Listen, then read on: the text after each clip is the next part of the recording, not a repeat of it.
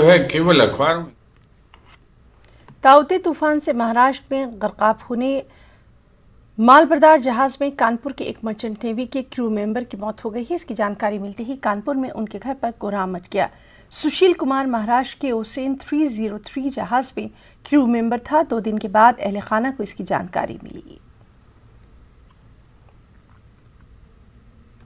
से नौकरी कर रहे हैं सुशील? 24 जनवरी से। क्या आज जानकारी मिली सुबह आप लोगों को? जानकारी यही मिली कि वहाँ जहाज पलट गया है। अच्छा। हाँ, तो जहाज पलट गया तो उन्हें भाई साहब ने यहाँ फोन किया। हाँ। तब हम लोगों को मालूम हुआ है। अब ये नहीं मालूम हुआ है कि लाश कहाँ है जिंदा है ये सब। अच्छा, कौन कौन गए हैं यहाँ से लोग? यहाँ से भाई गया है। हाँ। चीज भी है। हाँ। और हत्यादार है वो। अच्छा, लोकल में किसी का सपोर्ट सहयोग मिला, किसी शासन प्रशासन या जनप्रतिनिधि का? अभी तक कुछ नहीं, कोई नहीं आया, ग्राम प्रधान भी नहीं आया। कोरोना के इस दौर में जहां मरीजों